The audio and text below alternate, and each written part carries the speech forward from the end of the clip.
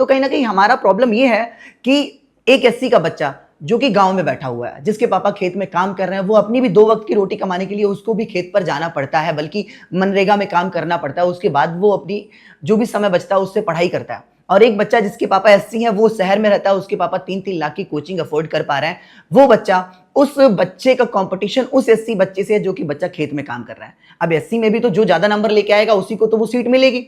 तो जो ये बच्चा 3 लाख की कोचिंग अफोर्ड करके दिन रात पढ़ाई कर रहा है, उसको वो सीट मिल जाती है, और जो बच्चा जिसके लिए रिजर्वेशन था उसको वो सीट नहीं मिलती है, क्योंकि वो पढ़ाई ले ही नहीं पा रहा। क्या हमको उस बच्चे की पढ़ाई के बारे में सोचना चाहिए? क्या हमको उसको अनपढ़ छोड़ देना चाहिए? हमारी लड़ाई ये नहीं है कि रिजर्वेशन हटाओ, रिजर्वेशन इसको मिलना चाहिए। अब रिजर्वेशन कैसे मिलना चाहिए? उसको ऐसा नहीं कि हम उसको अशिक्षित छोड़कर और उसको डायरेक्ट हम लास्ट में मार्क्स दे देंगे। कहीं ना कहीं हमें उसको पढ़ाना चाहिए। अब पढ़ाने के लिए आप कहेंगे कि स्कूल, गवर्नमेंट स्कूल इतना चल तो रहा है, पढ़े ना जाके। लेकिन हमारे गवर्नमेंट स्कूल में अभी इतनी सुविधाएं नहीं है कि वो बच्चा वहां जाकर पढ़ाई कर सके। अब वो बच्चा अगर किसी भी कॉन्वेंट स्कूल में पढ़ना चाहे, उसको फ्री पढ़ाया जाए, ये उसको रिजर्वेशन दिया जाए, ना कि उसको लास्ट में चीटिंग दी जाए। उसको जिस भी कॉन्वेंट स्कूल में पढ़ना है, जिस भी कॉन्वेंट स्कूल, एक कॉन्वेंट स्कूल है जिसमें विधायक का बच्चा पढ़ रहा है, उसी स्कूल में वो खेत में किसान काम करने वाले का बच्चा पढ़ रहा है। ये बच्चा किस लिए पढ़ रहा है कि हमें अगर नीट में एमबीबीएस मिल जाए ठीक है, नहीं तो मैं तो अपने पापा का बिजनेस देखूंगा। और ये बच्चा किस लिए पढ़ रहा है कि मुझे अपनी मम्मी की फटी साड़ी बदलनी है, मुझे अपने पापा का फटा गमछा बदलना है। बताइए कौन बच्चा ज्यादा पढ़ेगा? इस बच्चे में क्या प्रतिभा होगी, क्या देश की उन्नति होगी, उस पर किसी ने चर्चा करनी चाहिए। रिफॉर्म्स की हमेशा से जरूरत थी, लोगों को पता भी है कि ये रिफॉर्म्स होना चाहिए, लेकिन क्यों नहीं कर रहे हैं? क्योंकि अगर हम इन बच्चों को भी पढ़ा देंगे, फिर हम राजनीति कब कर पाएंगे? फिर हम अपने राजनीतिक वोट इनको बांटकर कैसे ले पाएंगे? उस बच्चे को कभी पढ़ाया ही नहीं गया, रियलिटी है। अब इस दौरान हम ये नहीं कह रहे हैं कि सिर्फ गरीब बच्चा वही है, जनरल का बच्चा उसको भी पढ़ाइए, ओबीसी के बच्चा उसको भी पढ़ाइए। आप हर 5 साल में अगर वोटर लिस्ट बनवा सकते हैं, क्या आप गरीबी की लिस्ट नहीं बनवा सकते कि इस समय गरीब कौन बच्चे हैं, कौन बच्चे उस शिक्षा को नहीं अफोर्ड कर पा रहे हैं? क्या उनको नहीं पढ़ाना चाहिए? अगर हम उन बच्चों को पढ़ाकर आगे लेकर आए तो हमारा देश स्वतः ही 140 से फर्स्ट नंबर पर पहुंच जाएंगे। लेकिन हम अगर चीटिंग ही देते रहेंगे हमेशा, तो ये बदलाव कभी आएगा ही नहीं। 70 सालों में अगर बदलाव की आवश्यकता आपको नहीं लगी, तो आपको तो भविष्य के 70 सालों में फिर नहीं लगी। अगर बदलाव की बात आज किसी ने नहीं करी, तो कभी भविष्य में भी कोई नहीं करेगा कि भाई बदलाव किया जाए, क्योंकि संविधान में साफ साफ लिखा गया था कि इस रिजर्वेशन में हर 10 साल में रिफॉर्म्स की जरूरत पड़ेगी। और कहीं ना कहीं हम एक लाइन को और सुन रहे हैं कि अंबेडकर साहब ने खुद ही कहा था कि अगर जरूरत पड़ी तो मैं खुद इस संविधान को फाड़ूंगा, ऐसा मैंने सुना है। आई डोंट नो कि उन्होंने कहा कि नहीं कहा, मतलब बहुत सारे सोशल मीडिया प्लेटफॉर्म से सुना है मैंने, क्योंकि इस व्यवस्था को ये लोग राजनीति के लिए बहुत समय तक ढोते रहेंगे, ऐसा उन्होंने स्वतः कहा है। अब जो लोग इस मुद्दे पर बात करते हैं तो लोग कहते हैं ये हमारे जो है संविधान के विरोधी हैं। संविधान के विरोधी तो आप हैं, जो कि अभी तक 70 साल में बदलाव की आवश्यकता आई नहीं आपको, क्योंकि आप सिर्फ पीड़ित दलित आदिवासी में लड़ाते रहे और जनरल ओबीसी में सिर्फ लड़ाते रहे और लड़ाकर राजनीति करते रहे। इन लोगों ने राजनीति को इतना गंदा बना दिया है कि देश की संस्कृति के साथ खेलने लगे। एक बात बताइए, बुद्ध को इन्होंने राम से लड़ा दिया, राम को बुद्ध से लड़वा दिया। राम वाले बुद्ध को भगवान नहीं मान रहे, बुद्ध वाले राम को नहीं मान रहे। ये डिस्क्रिमिनेशन किसने पैदा करी? राजनेताओं ने, जबकि दोनों सेम भगवान है भाई। वो दोनों लोग, ये 10वें अवतार है विष्णु के, बुद्ध भगवान, लेकिन ये इस लेवल तक की राजनीति कर दी कि भगवानों में तक लड़ा दिया ताकि वो खुद की रोटियां सेक सकें, वो खुद की राजनीति कर सके। क्या देश की उन्नति के साथ राजनीति नहीं की जा सकती? क्या देश ऐसी राजनीति हो देश में कि हर व्यक्ति का विकास सोचा जाए कि देश हमारा कैसे नंबर 1 बनेगा? हम सदैव यही सोचते रहते हैं कि हम कैसे रिजर्वेशन को और बढ़ा दें, 50% कर दें, 70% कर दें। क्यों? उनको पढ़ाइए ना, आप पढ़ा क्यों नहीं रहे आप उनको? एक चीज हर्ष दिमाग में, सबसे पहले जब आपको हमने सुना जी सर, तो सबसे पहले मुझे लगा एक ऐसा युवा जो नीट का एस्पिरेंट है, कोशिश करता है, लेकिन वो जब ये देखता है कि मुझसे कम नंबर वाले व्यक्ति सीट पा जाते हैं, शायद उसका अभिप्राय आपका ये भी होगा कि कम नंबर वाला जो सीट पाएगा तो निश्चित तौर पे वो आपसे योग्य नहीं है। बिल्कुल। और आप उसको डॉक्टर बनते देख रहे हो, खुद को कहीं नहीं देख रहे हो। जी बिल्कुल। वो आपका जिस समय, मतलब मैं उस युवा की बात, वो मेरा दर्द है। लाइक उन बच्चों के पास मेरे फ्रेंड्स ही हैं, कोई बहुत दूर, मैं उनसे कोई बुराई नहीं है मेरी। लाइक उनके पास हमसे ज्यादा सुख सुविधाएं, हर चीज है उनके पास। उनके पास पढ़ने के लिए आईपैड है, उनके पास टैबलेट है, लैपटॉप है, सब चीज है। मेरे पास ये टूटा फोन है पढ़ने के लिए। तो अब फिर मैं उनसे ज्यादा पढ़ाई भी कर रहा हूँ दिन रात बैठ के लाइब्रेरी में, और मैं उनको कभी ये फील भी नहीं होने दे रहा हूँ कि मेरे पास ये टूटा फोन है, आपके पास ये है। लाइक और उसके बाद में मैं उनसे ज्यादा पढ़ाई कर रहा हूँ, उनसे ज्यादा नंबर ला रहा हूँ साल भर टेस्टों में, उनसे ज्यादा पेपर में भी नंबर ले आ रहा हूँ। मतलब वो कार में बैठ के जा रहे हैं पेपर देने, मैं बाइक से जा रहा हूँ, फिर भी खुश कि लाइक अरे कोई दिक्कत नहीं है। मैं वहां धूप में तप रहा हूँ 2 घंटे पहले पेपर से देने, वो कार की एसी में बैठकर पेपर देने जा रहा है, और फिर भी उससे ज्यादा नंबर ले आ रहा हूँ, उसके बाद भी मुझे सीट नहीं मिल रही है। क्या ये तो आपका जो मैं समझ पा रहा हूँ, इस तरीके की प्रॉब्लम्स और लोगों के साथ भी। जब हमने पेज बनाया तो उसको कितने लोगों ने फॉलो करा, क्यों किया? क्योंकि लोगों के साथ प्रॉब्लम्स हैं, लेकिन सरकार उनको नहीं देखना चाह रही। क्यों? आखिर इस विषय पर कब तक आंख मूंद कर बैठे रहेंगे? देश को हम लगातार गर्त में कब तक धकेलते रहेंगे कि कभी इस विषय पर बात नहीं करी जाएगी? अब मैंने इस विषय पर बात करी, मुझे पता है कि इस समय लोगों ने इतना भड़का रखा है लोगों को कि वो कहेंगे तुम्हारा हक खाया जा रहा है, जबकि पता है भड़काने वाला कौन होगा? वो एससी का लोग जो कि जिनको ये इस रिजर्वेशन का फायदा मिल रहा है, जो कि अमीर है, जो गरीब बच्चे को भड़का देंगे तुम्हारा हक खाया जा रहा है। भाई तुम उन्हें तो हक कभी मिला ही नहीं है। कितने गांव में आप लोग जैसे अगर किसी गांव से आते हैं तो खुद सोचिए आपके गांव में कितने एससी एसटी या गरीब बच्चे क्रीमी लेयर एग्जाम्स में आए। लाइक बस 2-4 आर्मी पर पहुंच गए, 2-4 पुलिस में पहुंच गया, किसी मतलब क्लर्क पोस्ट पे पहुंच गए। कौन एमबीबीएस, कौन आईआईटी, कौन आईपीएस? 1-2 बच्चे कोई बन जाता है, समोसे वाले का बच्चा बना आईएएस, समोसे वाले बेचने का बच्चा बना एमबीबीएस, वो एक बच्चा बना है। लेकिन डॉक्टर्स के कितने बच्चे डॉक्टर बने, ये कभी डाटा देखा क्या? इस तरीके से क्या हर वो बच्चे की भी पास कैपेबिलिटी नहीं है क्या? उसको पढ़ाना नहीं चाहिए क्या? उस बच्चे को भी शिक्षा का अधिकार है, उसे भी पढ़ाना चाहिए। तो ये कभी सोचा गया क्या देश में? क्यों? क्योंकि सिर्फ राजनीति और पक्ष विपक्ष दोनों को सिर्फ ये पता रह गया, राजनीति इतनी कर दी कि सिर्फ लोगों को ये पता रह गया कैसे वोट बटोर कर हमको कुर्सी पर बैठना है। क्या कभी ये सोचा कुर्सी पर बैठ के करना क्या है? अब अगर कुर्सी पर बैठ के अब अगली 5 साल बाद कैसे बैठना है? अब अगले 5 साल बाद सीजेपी प्रोटेस्ट को क्यों बंद किया गया?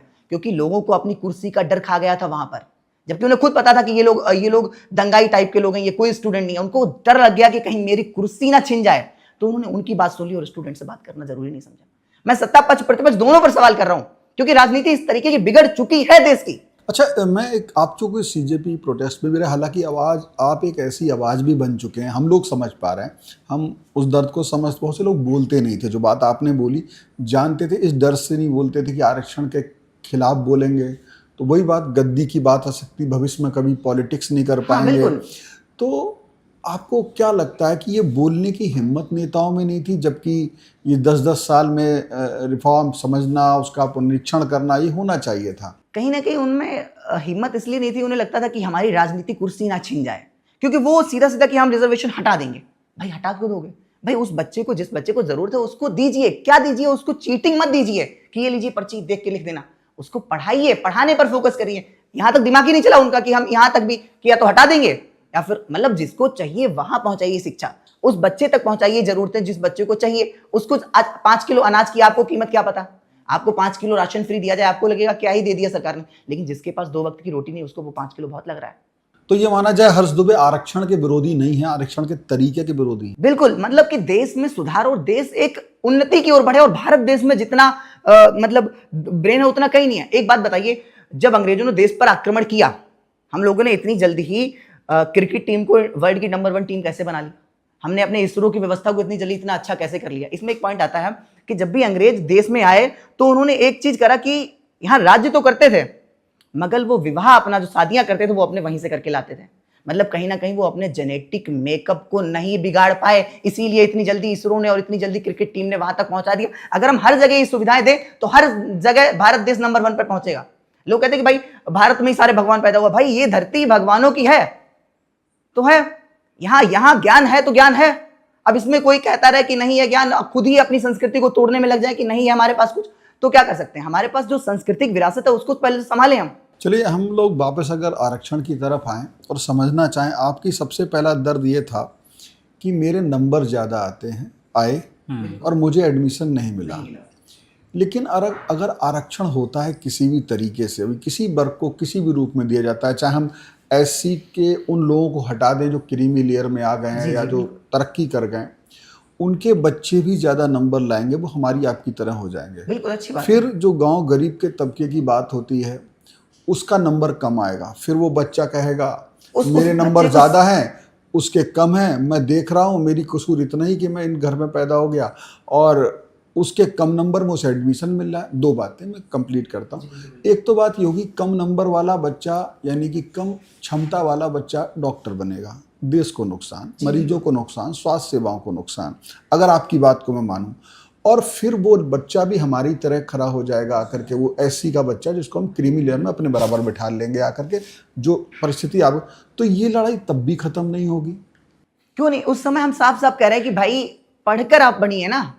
जब भाई दूसरा बच्चा पढ़ाई करके उतने अंक लाए, आप भी लेकर आइए। अब अगर आपको पास ज्ञान है तो आप किसी और फील्ड में भी जा सकते हैं। इस पर भी हमने चर्चा करी कि नीट का बच्चा सुसाइड क्यों करता है।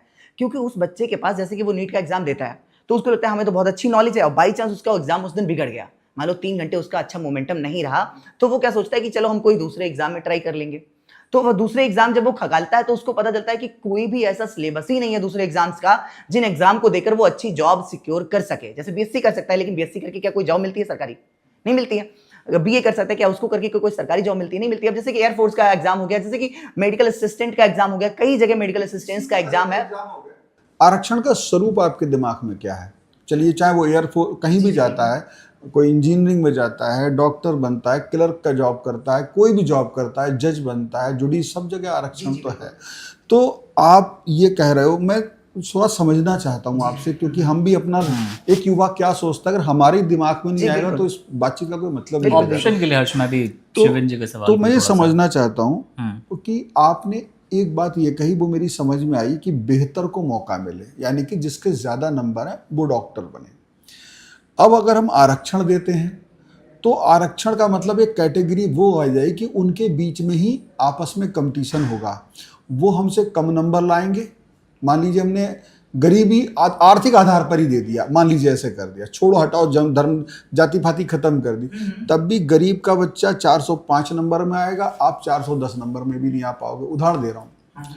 तो कोई भी कंपटीशन है, 405 410 की बात नहीं, मान लो किसी में यही पैमाना है, तो फिर वो 10 नंबर वाला कहेगा यार मुझसे 5 नंबर कम वाला सीट पे बैठा और मुझे यहाँ से रिजेक्ट। हाँ, इसी व्यवस्था के तो मैं खिलाफ हूँ। ये कैसे सुधरेगी? मैं ये कह रहा हूँ कि जो बच्चा गरीब है उसको रिजर्वेशन ये मत दिया जाए कि हम आपको अंक बाद में बराबर कर देंगे, हम आपको शिक्षा देंगे, फिर आप खुद उस शिक्षा से कॉम्पिट करिए। बहुत बड़ी और बात वो बच्चा जो है, वो बच्चा जब पढ़ेगा, मैंने बताया आपको, वो अपनी माँ की फटी साड़ी को सुधारने के लिए पढ़ रहा होगा, वो बच्चा अपने बाप के फटे कुर्ते फटी गमछे के लिए पढ़ रहा होगा, तो वो बच्चा खुद ब खुद उस बच्चे से बहुत अच्छे अंक लाएगा। मैं आपकी बात सही समझा नहीं समझा, बताइए। किस लेवल के डॉक्टर्स बनाएगा वो, मतलब दुनिया में नंबर 1 डॉक्टर्स होंगे। रियलिटी है ये। आप ये कह रहे हो नंबर में कोई कंप्रोमाइज हाँ, नहीं होगा, मेरिट पर ही आप बेसिक से लेके शिक्षा फ्री, जहां और तक शिक्षा फ्री गवर्नमेंट स्कूल में नहीं, वो जिस भी प्राइवेट स्कूल में पढ़ना चाहता है उसको पढ़ाया जाए, और उस स्कूल की पूरी फीस गवर्नमेंट भरेगी, और उस बच्चे को अलग और बहुत महत्वपूर्ण बात और सुविधाएं दी जाएंगी, आने जाने की सुविधाएं दी जाएगी ताकि वो आ जा सके, तो वो उसके पास सारी सुविधाएं होंगी ताकि वो पढ़ सके। एक पढ़ने के लिए जितना खर्चा अपने विधायक कर सकता है पढ़ाई के लिए, बाकी वो ऐशो आराम और तमाशे कर रहा है, सैंडविच खाने जा रहा है, वो खर्चे मत दिए जाए। उसको 2 वक्त की रोटी दी जाए कि हाँ, आपको लंच के लिए 2 वक्त की रोटी के लिए और व्यवस्था कर देते ताकि आपको खेतों में काम ना करना पड़े। उसको लंच की व्यवस्था की जाए 12 तक की, और उसको आने जाने का खर्चा दिया जाए, और उसकी स्कूल की फीस भरी जाए ताकि वो खुद पढ़ सके। बस उसको पढ़ने का मौका तो दिया जाए, एक बार भी मौका ही नहीं मिला उसे। पढ़ने का मौका बराबरी से दिया जाए, बिल्कुल। कंपटीशन में हाँ, सबके लिए बराबर। हाँ, वो खुद ब खुद कॉम्पिटिट कर जाएगा, और वो डॉक्टर बन के तैयार होगा जो कि मतलब दुनिया के नंबर 1 डॉक्टर बन के तैयार होंगे, दुनिया के नंबर 1 इंजीनियर, दुनिया के नंबर 1 यहाँ पर साइंटिस्ट तैयार होंगे।